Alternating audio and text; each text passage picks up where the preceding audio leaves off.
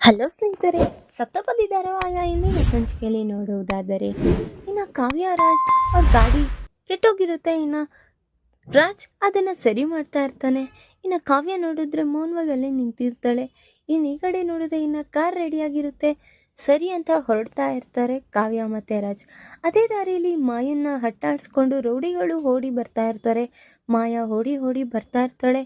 ಕಾವ್ಯ ಆಕಸ್ಮಿಕವಾಗಿ ಮಿರರ್ನ ನೋಡ್ಬಿಡ್ತಾಳೆ. ಕಾರ್ ಮಿರರಲ್ಲಿ ಮಾಯಾ ಓಡ್ ಬರ್ತಾ ಇರೋದನ್ನ ನೋಡಿ, ರೀ ನಿಲ್ಲಿಸ್ರಿ, ನೀನೇನು ಮಾತಾಡ್ಬೇಡ ಕಳವತಿ, ಸುಮ್ಮನೆ ಬಾ, ಮತ್ತೆ ಮಾತಾಡಿದ್ರೆ ಕಾರ್ ಪಂಚರ್ ಆಗುತ್ತೆ, ಬಾ ಸುಮ್ಮನೆ ಅಂತ ಹೇಳ್ತಿದ್ರು.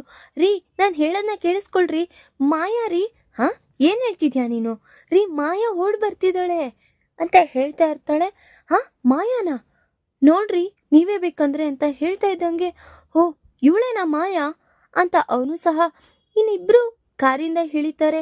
ಇನ್ನು ಈ ಕಡೆ ನೋಡಿದ್ರೆ ಮಾಯಾ ಓಡಿ ಬಂದು ಇನ್ನು ಕಾವ್ಯ ರಾಜ್ ಮುಂದೆ ಸ್ಟಕ್ ಆಗಿಬಿಡ್ತಾಳೆ. ಇನ್ನು ರೌಡಿಗಳು ಹಾಗೆ ಮೌನವಾಗಿ ನಿಂತಿರ್ತಾರೆ. ಇನ್ನು ಮಾಯಾ ಓಡ್ ಬಂದು ಕಾವ್ಯ ಹಿಂದೆ ನಿಂತ್ಕೊಳ್ತಾಳೆ. ಇನ್ನು ರೌಡಿಗಳು ಎಲ್ಲಿ ಮತ್ತೆ ಕಿಡ್ನಾಪ್ ಮಾಡಿಬಿಡ್ತಾರೋ ಅನ್ನೋ ಟೆನ್ಷನಲ್ಲಿ ಓಡೋಗಿ ನಿಂತಿರ್ತಾಳೆ ಮಾಯಾ.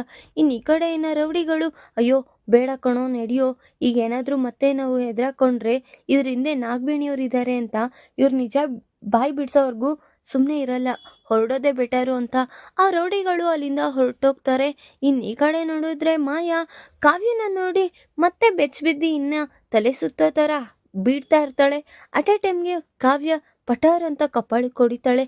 ಏಯ್, ಯಾಕೆ ಹಂಗೆ ಹೊಡ್ದೆ ಅಂತ ಕೇಳ್ತಾ ಇದ್ರೆ, ರೀ ಸುಮ್ಮನೆ ಇರ್ರಿ, ಮತ್ತೆ ಇಲ್ಲಾಂದ್ರೆ ಕೋಮಾಗಿ ಹೋಗ್ತಾಳೆ ಅವಳು ಅಂತ ಹೇಳ್ತಾ ಇರ್ತಿ ಅಂತ ಹೇಳಿ ಇನ್ನು ಕಾವ್ಯರಾಜ್ ಇಬ್ರು ಸೀದಾ ಇನ್ನು ಮಾಯನ ಕರ್ಕೊಂಡು ಮನೆಗೆ ಬಂದಿರ್ತಾರೆ. ಅದನ್ನ ನೋಡಿ ಮನೆ ಮಂದಿಯವ್ರಿಗೆಲ್ಲರಿಗೂ ಶಾಕ್ ಆಗಿರುತ್ತೆ. ಇಷ್ಟು ದಿವಸ ಆ ನಾಟಕ ಮಾಡ್ಕೊಂಡು ಬಂದಿರೋ ಮಾಯಾ ಬೇರೆ, ಇವಳೇ ನಿಜವಾಗ್ಲೂ ಮಾಯಾ ಅಂತ ಕಾವ್ಯ ಹೇಳ್ತಾ ಇರ್ತಾಳೆ. ಅದನ್ನ ನೋಡಿ ಅಪರ್ಣ ಅವರು ಅದನ್ನೆಲ್ಲ ನೋಡ್ತಾ ಮೌನವಾಗಿ ನಿಂತಿರ್ತಾರೆ. ಇನ್ನು ಈ ಕಡೆ ನೋಡಿದ್ರೆ ಮಾಯಾ ತಲೆ ಬಗ್ಸಿ ನಿಂತಿರ್ತಾಳೆ. ಆಗ, ಈಗ ನೀನ್ ತಲೆ ಬಗ್ಸಿ ನಿಂತ್ಕೊಂಡಿದ್ರೆ ಏನ್ ಪ್ರಯೋಜನ ಮಾಯಾ, ಇರೋದನ್ನ ಹೇಳು ಅಂತ ಹೇಳ್ತಾ ಇದ್ರು. ಮಾಯಾ ಏನು ಹೇಳ್ದಿರ ಮೌನವಾಗೇ ಇರ್ತಾಳೆ.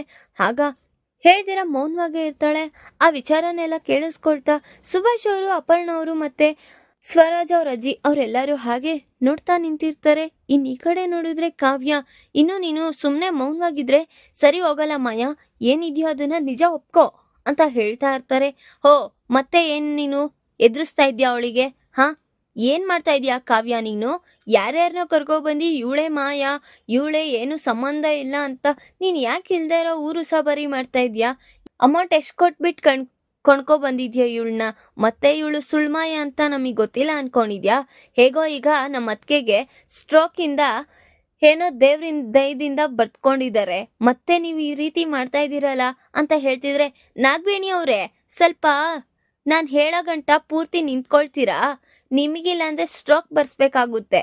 ಹಾ, ನಾನೇನ್ ಮಾಡ್ದೆ, ಮತ್ತೆ ಏನಾಯ್ತು ಎತ್ತ ಅಂತ ಪೂರ್ತಿ ತಿಳ್ಕೊಂಡ್ ಮಾತಾಡಿ, ಸುಮ್ನೆ ಮಧ್ಯ ಬಂದು ಮಾತಾಡೋ ಅಂತದಲ್ಲ ಅಂತ ಹೇಳ್ತಾ ಇದ್ದೆ. ಹಬ್ಬಾ, ಆ ರೀತಿ ಆಗ್ಬಿಟ್ರೆ ಮನೇಲಿ ಎಷ್ಟು ಪ್ರಶಾಂತವಾಗಿರುತ್ತೆ ಕಾವ್ಯ ಅಂತ ಸ್ವಪ್ನನು ಹೇಳ್ತಾ ಇರ್ತಾರೆ. ಏನ್ ನೀವಿಬ್ರು ಅಕ್ಕ ತಂಗಿರಿಬ್ರು ಆಟ ಆಡ್ತಾ ಇದ್ದೀರಾ? ಯಾವಾಗ ಏನ್ ಮಾತಾಡ್ಬೇಕು ಅನ್ನೋದು ಗೊತ್ತಾಗಲ್ವಾ ಅಂತ ನಾಗವೇಣಿ ಹೇಳ್ತಾ ಇರ್ತಾಳೆ. ಇನ್ ಈ ಕಡೆ ನೋಡಿದ್ರೆ, ಅಲ್ಲ ಇವಳೆ ಮಾಯಾ ಅಂತ ಹೇಗ್ ನೀವು ಗ್ಯಾರಂಟಿ ಕೊಡ್ತೀರಾ? ಏನ್ ಪ್ರೂಫ್ ಇದೆ ನಿಮ್ಮ ಹತ್ರ ಅಂತ ಕೇಳ್ತಾ ಇದ್ದಂಗೆ, ನಾನೇ ಪ್ರೂಫ್, ಇವಳೆ ಮಾಯಾ ಅಂತ ಹೇಳ್ತಾ ಇರ್ತಾರೆ ಸುಭಾಷ್ ಅವ್ರು ಸಹ. ಅದನ್ನ ನೋಡಿ, ಅಣ್ಣ ಏನಣ್ಣ ನೀನು, ನಿನ್ ಸೊಸೆ, ನಿನ್ ಮಗ 3 ಜನನು ಸೇರಿ ಮತ್ತೆ ಒಂದು ಹೊಸ ಡ್ರಾಮಾನ ಮಾಡ್ತಾ ಇದ್ದೀರಾ? ಹೇಗೋ ಈಗ ಅತ್ಗೆ ನಿನ್ನ ದ್ವೇಷಿಸ್ತಾ ಇದ್ದಾಳೆ, ಯಾರನ್ನೊಬ್ಬರನ್ನ ಕರ್ಕೊಬಂದು ಹಿಂಗಲ್ಲ ಹಿಂಗೆ ಅಂತ ಹೇಳಿದ್ರೆ ಕರ್ಗೋಗ್ಬಿಡ್ತಾರೆ, ಆಗ ನೀವಿಬ್ರು ಖುಷಿಯಾಗಿರ್ಬೋದು ಅಂತ ಈ ರೀತಿ ನಾಟಕ ಆಡ್ತಾ ಇದ್ದೀರಾ ತಾನೆ ಅಂತ ಹೇಳ್ತಾ ಇರ್ತಾಳೆ ನಾಗವೇಣಿ. ಅದನ್ನ ನೋಡಿ ಅಪರ್ಣ ಅವ್ರಿಗೆ ತುಂಬಾ ಕೋಪ ಬರ್ತಾ ಇರುತ್ತೆ. ಅಲ್ಲ, ನಿಮಗ್ ಹೇಗ್ ಗೊತ್ತು? ನಿಮಗ್ ಗೊತ್ತಿದ್ರೆ ಮಾತ್ರ ಮಾತಾಡ್ಬೇಕು ಅತ್ತೆ ಅಂತ ರಾಜ್ ಸಹ ಮಾತಾಡ್ತಾ ಇರ್ತಾನೆ. ಇನ್ ಈ ಕಡೆ ನೋಡಿದ್ರೆ ಪ್ರಕಾಶ್ ಅವರು ಮತ್ತೆ ಧನಲಕ್ಷ್ಮಿ ಅವರು ಸಹ, ನೀನ್ ಎಂತಕ್ಕೆ ಅಷ್ಟೊಂದ್ ತಲೆ ಕೆಡಿಸ್ಕೋತಿದ್ಯಾ? ನಿಜವಾಗ್ಲೂ ಮಾಯಾ ಬಂದಿದ್ದಾಳೆ ಅಲ್ವಾ, ಅವಳು ಬಾಯಿ ಬಿಡ್ತಾಳೆ, ನಿನ್ಗೇನ್ ಅಷ್ಟೊಂದ್ ಆತ್ರ ಅಂತ ಹೇಳ್ತಿದಂಗೆ, ಅತ್ತೆ ಏನ್ ನಿನ್ಗೆ ಎಲ್ಲ ಗೊತ್ತಿರೋ ತರ ಮಾತಾಡ್ತಾ ಇದ್ಯಾ? ಸ್ವಲ್ಪ ಸಮಾಧಾನವಾಗಿ ಇರೋದಿಕ್ಕೆ ಆಗಲ್ವಾ ಅಂತ ಹೇಳ್ತಾ ಇರ್ತಾನೆ ಕಲ್ಯಾಣ್ ಸಹ. ಆಗ, ಅಮ್ಮ ನಿನಗ್ ಬೇಕಿತ್ತಾ? ಹಾ, ಇಷ್ಟು ಜನ ನೀನ್ ಒಳ್ಳೇದನ್ ಕೇಳಕ್ ಹೋದ್ರೆ ಇವರೆಲ್ಲ ತಪ್ಪಾಗೆ ನಿರ್ಧಾರ ತಗೊಳ್ತಾರೆ, ನೀನೆಂತಕ್ ಹೋಗ್ತೀಯಾ? ಸ್ವಲ್ಪ ತಾಳ್ಮೆಯಿಂದ ಇರು ಅಂತ ಹೇಳ್ತಿದ್ದಂಗೆ, ಹೌದಂತೆ ನಿಮ್ಮಮ್ಮನ್ಗೆ ಅದ್ ಯಾವಾಗಿಂದ ಅವಳೆ ಬುದ್ಧಿ ಬಂದ್ಬಿಟ್ಟಿದೆ ರಾಹುಲ್, ಈ ರೀತಿ ಎಲ್ಲರ ಬಗ್ಗೆ ಯೋಚನೆ ಮಾಡೋದು. ಹಾ, ನೀವಿಬ್ರು ಎಂತವ್ರು ಅಂತ ನಮ್ಗೇನ್ ಗೊತ್ತಿಲ್ಲ ಅನ್ಕೊಂಡಿದೀರಾ ಅಂತ ಸ್ವಪ್ನಾನು ಹೇಳ್ತಾ ಇರ್ತಾಳೆ. ಇನ್ ಈ ಕಡೆ ನೋಡಿದ್ರೆ ರಾಜ್, ಮಾಮ್, ಹೌದು, ಡ್ಯಾಡ್ಗೆ ಇವಳು ಮೋಸ ಮಾಡಿದಾಳೆ, ಡ್ಯಾಡೇ ತುಂಬಾ ಮೋಸ ಹೋಗಿರೋದು, ಯಾವುದೇ ರೀತಿ ಡ್ಯಾಡ್ ತಪ್ಪೇ ಇಲ್ಲ ಅಂತ ರಾಜ್ ಹೇಳ್ತಾ ಇರ್ತಾನೆ. ಅದನ್ನ ನೋಡಿ ಅಪರ್ಣವ್ರಿಗೂ ಸಹ ತುಂಬಾ ಶಾಕ್ ಆಗಿರುತ್ತೆ. ಇನ್ ಈ ಕಡೆ ನೋಡಿದ್ರೆ ಕಾವ್ಯ ಇನ್ನು ಹೀಗೆ ಮೌನವಾಗಿದ್ರೆ ಹೇಗೆ ಹೇಳು ಅಂತ ಹೇಳ್ತಿದ್ದಂಗೆ, ಎಲ್ಲದಕ್ಕೂ ಕಾವ್ಯ ನೀವೆಷ್ಟೇ ಅವಳನ್ನ ತಡಿದ್ರೂ ಕಾವ್ಯ ತಡಿಲಿಲ್ಲ. ಎಂತಕ್ಕಂದ್ರೆ ಹೇಗಾದ್ರೂ ಮಾಡಿ ನಮ್ಮ ಅಪ್ಪ ಅವರು ತಪ್ಪು ಮಾಡಿಲ್ಲ ಅಂತ ನಿರೂಪಿಸಕ್ಕೆ ಅವಳು ಇಷ್ಟು ಪ್ರಯತ್ನ ಪಟ್ಟಿದ್ದಾಳೆ. ಯಾವುದೋ ಒಂದು ಸನ್ನಿವೇಶದಲ್ಲಿ ನಿಜವಾಗ್ಲೂ ಮಾಯನ ಹುಡ್ಕೊಳಕ್ ಹೋಗಿ ಅವಳೇ ಒಂದು ತೊಂದ್ರೆಯಲ್ಲಿ ತಗ್ಲಾಕೊಂಡಿದ್ಲು, ಅವಳನ್ನೇ ನಾನು ಸೇಫ್ ಮಾಡಿದ್ದೆ, ಆದ್ರೆ ನಿಮಗೆ ಯಾರಿಗೂ ತಿಳಿಸಿರ್ಲಿಲ್ಲ ಅಂತ ಹೇಳ್ತಾ ಇರ್ತಾನೆ ರಾಜ್ ಸಹ. ಇನ್ ಈ ಕಡೆ ನೋಡಿದ್ರೆ ಎಲ್ಲರಿಗೂ ಗೊತ್ತಾಗ್ತಾ ಇರುತ್ತೆ ಅವರು ನಿಜ ಹೇಳ್ತಿದ್ದಾರೆ ಅಂತ. ಇನ್ ಈ ಕಡೆ ನೋಡಿದ್ರೆ ಅತ್ತೆ, ಇವಳೇ ನಿಜವಾಗ್ಲೂ ಮಾಯಾ ಅಂತ ಹೇಳ್ತಿದ್ದಂಗೆ, ಯಾಕಮ್ಮ ಮೌನವಾಗಿದ್ಯಾ, ಮಾತಾಡು ಅಂತ ಸ್ವರಾಜ್ ಅವರಜ್ಜಿ ಮಾಯನ್ ನೋಡಿ ಹೇಳ್ತಾ ಇರ್ತಾರೆ. ಇನ್ನಿ ಕನ್ನಡ ಪ್ರತಿಯೊಂದು ಸಂಚಿಕೆ ತಪ್ಪದೆ ನೋಡಬೇಕಾದರೆ ನಮ್ಮ KTVS 365 ಚಾನೆಲ್ನ ಇಲ್ಲಿ ಸಬ್ಸ್ಕ್ರೈಬ್ ಮಾಡ್ಕೊಳ್ಳಿ. ಹಾಗೆ ಪಕ್ಕದಲ್ಲಿರುವ ಬೆಲ್ ಬಟನ್ ಅನ್ನು ಪ್ರೆಸ್ ಮಾಡಿ ಅದರಲ್ಲಿ ಆಲ್ ಆಪ್ಷನ್ ಸೆಲೆಕ್ಟ್ ಮಾಡ್ಕೊಳ್ಳಿ. ಇದರಿಂದ ನಾವು ರಿಲೀಸ್ ಮಾಡುವಂತಹ ಸಂಚಿಕೆ ಅಪ್ಡೇಟ್ ನೋಟಿಫಿಕೇಶನ್ ಸಿಗುತ್ತೆ. ಇನ್ನು ಈ ಕಡೆ ಮಾಯಾ ಎಲ್ಲ ನಿಜಾನೂ ಒಪ್ಕೊಳ್ತಾಳೆ. ಹೌದು, ನಾನು ಸುಭಾಷ್ ಅವರು ಒಂದೇ ವರ್ಕಲ್ಲಿ ಕೆಲಸ ಮಾಡ್ತಾ ಇದ್ವಿ, ಆ ಅಸಿಸ್ಟೆಂಟ್ ಆಗಿ ನಾನೇ ಮಾಡ್ತಾ ಇದ್ದಿದ್ದು. ಅದು ಆಕಸ್ಮಿಕವಾಗಿ ಒಂದಿನ ನಾವಿಬ್ರು ಸೇರಿದ್ವಿ. ಅದು ಸೇರೋದಕ್ಕೂ ಒಂದು ಕಾರಣ ಇದೆ. ಎಂತಕ್ಕಂದ್ರೆ ನನಗೆ ದುಡ್ಡು ಕೊಟ್ಟು ಈ ರೀತಿ ಅವ್ರ ಮೇಲೆ ದೌರ್ಜನ್ಯ ಮಾಡಬೇಕು, ನೀನು ಅವ್ರನ್ನ ಹೆಸ್ರನ್ನೆಲ್ಲ ಹಾಳು ಮಾಡಬೇಕು ಅಂತ ನನಗೆ ಬ್ಲ್ಯಾಕ್ ಮೇಲ್ ಮಾಡ್ತಾ ಇದ್ದಿದ್ದಕ್ಕೆ ನಾನು ಅಷ್ಟೆಲ್ಲ ತಪ್ಪು ಮಾಡಿದ್ದು, ಬೇರೆ ಇನ್ಯಾವುದೂ ಉದ್ದೇಶ ಇಲ್ಲ. ಸುಭಾಷ್ ಅವ್ರದ್ದು ಯಾವುದೇ ರೀತಿ ತಪ್ಪಿಲ್ಲ, ಎಲ್ಲ ನಂದೇ ತಪ್ಪು ಅಂತ ಮಾಯಾ ಒಪ್ಕೊತಾ ಇರ್ತಾಳೆ. ಅದನ್ನ ನೋಡಿ ಮನೆ ಮಂದಿಯವ್ರಿಗೆಲ್ಲರಿಗೂ ತುಂಬ ಶಾಕ್ ಆಗಿರುತ್ತೆ. ಇನ್ನು ಈ ಕಡೆ ನೋಡಿದ್ರೆ ಸುಭಾಷ್ ಅವ್ರು ಸಹ ಮೌನವಾಗಿ ನಿಂತಿರ್ತಾರೆ. ಅದೇ ಟೈಮಲ್ಲಿ ಸುಭಾಷ್ ಅವರಪ್ಪ, ಹಾಗಾದ್ರೆ ಈ ಹುಟ್ಟಿರೋ ಮಗು ಅದು ನನಗೂ ಹುಟ್ಟಿಲ್ಲ, ಅವ್ರಿಗೂ ಹುಟ್ಟಿಲ್ಲ, ಇಬ್ರು ಅನಾಥಾಶ್ರಮದಿಂದ ತಗೊಬಂದು ಬ್ಲ್ಯಾಕ್ ಮೇಲ್ ಮಾಡಿ ಹೇಗಾದ್ರೂ ಇವ್ರ ಹತ್ರ ತಿಂಗಳ 10 ಲಕ್ಷ ರೂಪಾಯಿ ಕಿತ್ಕೋಬೇಕು ಅನ್ನೋ ಆ ರೀತಿ ಬ್ಲ್ಯಾಕ್ ಮೇಲ್ ಮಾಡೋದಕ್ಕೆ ನನಗೆ ಸ್ವಲ್ಪ ಜನ ಎದುರಿಸಿ ಆ ರೀತಿ ಮಾಡಿಸಿದ್ರು. ಅದಕ್ಕೆ ನಾನು ಆ ಮಗುನ ನನ್ನ ಮಗುನೇ ಅಂತ ಸುಳ್ಳು ನಾಟಕ ಮಾಡಿ ಈ ರೀತಿ ನಾನು ಮಾಡ್ತಾ ಇದ್ದೆ ಅಂತ ಹೇಳ್ತಾ ಇರ್ತಾಳೆ ಮಾಯಾ. ಅದನ್ನ ನೋಡಿ ಕಾವ್ಯ, ರಾಜ್ ಎಲ್ಲರಿಗೂ ತುಂಬಾ ಶಾಕ್ ಆಗಿರುತ್ತೆ. ಇನ್ನ ಮಾಯಾ ತಪ್ಪು ಮಾಡಿದಾಳೆ ಅಂತ ಎಲ್ಲರಿಗೂ ಅರಿವಾಗಿ ಇನ್ನ ಮಾಯಾ ಹೋಗಿ ಅಪರ್ಣ ಅವ್ರ ಹತ್ರ ಪಶ್ಚಾತ್ತಾಪನ ಪಡ್ಕೊಂಡು ನನ್ನ ಕ್ಷಮಿಸ್ಬಿಡಿ ಅಂತ ಹೋಗಿ ಕೈ ಮುಗ್ದಿ ಕೇಳ್ಕೊತಾ ಇರ್ತಾಳೆ. ಇನ್ನು ಅಪರ್ಣ ಆ ಕಡೆಯಿಂದ ಜರ್ಗಿರೋದನ್ನ ನೋಡಿ, ಈಗ ಇವಳ್ದೇ ತಪ್ಪು ಅಂತ ಗೊತ್ತಾಗಿದೆ, ಈಗ ಈ ಮಾಯಾನ ಏನ್ ಮಾಡೋಣ ಅನ್ಕೊಂಡಿದ್ದೀರಾ, ಪೊಲೀಸ್ ಸ್ಟೇಷನ್ಗೆ ಇಟ್ಕೊಡೋಣ ಏನು ಅಂತ ಧನಲಕ್ಷ್ಮಿ ಅವರು ಹೇಳ್ತಿದ್ದಂಗೆ, ನೀವು ಏನೇ ಶಿಕ್ಷೆ ಹಾಕಿದ್ರೂ ಪರವಾಗಿಲ್ಲ, ನಾನು ಅದಕ್ಕೆ ಸಿದ್ಧಲಾಗೇ ಇದ್ದೀನಿ, ಆದರೆ ಸುಭಾಷ್ ಅವ್ರದ್ದು ಯಾವುದೇ ರೀತಿ ತಪ್ಪಿಲ್ಲ ಅಂತ ಹೇಳ್ತಿದ್ದಂಗೆ, ಅಮ್ಮ ಧನಲಕ್ಷ್ಮಿ ಆ ರೀತಿ ಮಾಡೋದೆಲ್ಲ ತಪ್ಪು, ಎಂತಕ್ಕಂದ್ರೆ ಈ ಕಡೆ ನನ್ನ ಮಗಂದು ತಪ್ಪಿತ್ತು ಆಯ್ತಾ. ಈ ಹುಡುಗಿ ಯಾರೋ ಮತ್ ಕೇಳ್ಕೊಂಡು ಇಷ್ಟೆಲ್ಲ ಮಾಡಿದಾಳೆ ಅಂದ್ರೆ ಈ ಹುಡುಗಿದೇನ್ ತಪ್ಪಿದೆ, ಬಿಟ್ಟಾಕ್ರಿ, ಹೀಗಾದ್ರೂ ನೆಮ್ಮದಿಯಾಗಿ ಜೀವನ ಮಾಡ್ಕೊಳಕ್ ಬಿಡೋಣ ಅಂತ ಹೇಳಿ ಆ ಮಾಯನ್ನ ಬಿಟ್ಟು ಕಳಿಸ್ತಾ ಇರ್ತಾರೆ.